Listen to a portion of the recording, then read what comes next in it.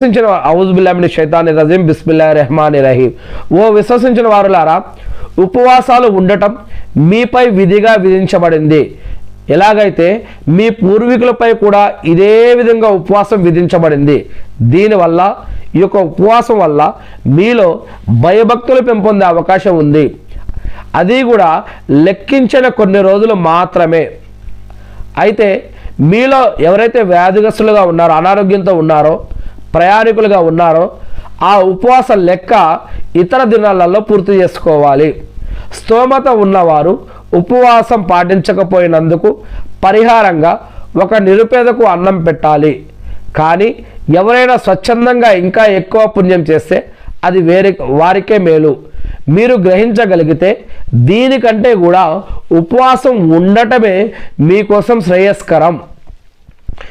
అంటే ఎవరైతే అనారోగ్యం, ఎవరైతే కొంతమంది చావబతుకల్లో ఉండి ఉపవాసం ఉండలేని వాళ్ళు ఇట్లాంటి దాన్ని ఉపయోగించుకోవచ్చు అనమాట. ఇక ఖురాన్లో 2వ సూర 185వ వాక్యం. రంజాన్ నెల ఖురాన్ అవతరింపజేయబడినటువంటి నెల. అది మానవులందరికీ కూడా మార్గదర్శకత్వం. ఆ యొక్క ఖురాన్, ఇస్లాం, రంజాన్, ఉపవాసాలు ఇవన్నీ కూడా మానవులందరికీ మార్గదర్శకత్వం.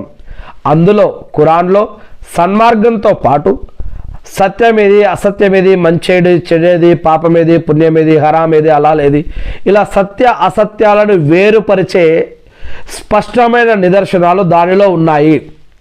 కనుక మీలో ఎవరైతే ఈ నెలను చూస్తారో వారు ఖచ్చితంగా ఉపవాసాలు ఉండాలి.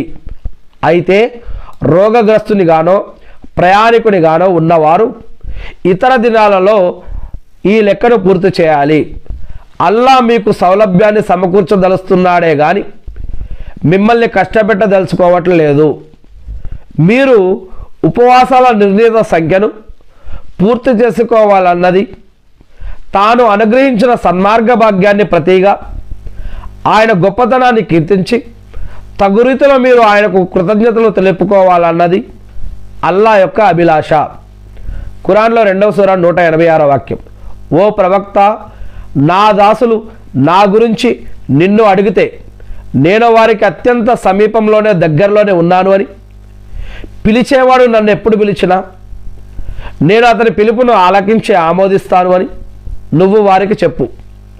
కాబట్టి వారు కూడా నా యొక్క ఆదేశాన్ని శిరసా వహించాలి. అది అవ్వాలంటే ఇది కూడా చేయాలి. వారు కూడా నా యొక్క ఆదేశాన్ని శిరసా వహించాలి, నన్ను విశ్వసించాలి. ఈ విషయం నీవు వారికి తెలియచేయి. తద్వారానే వారు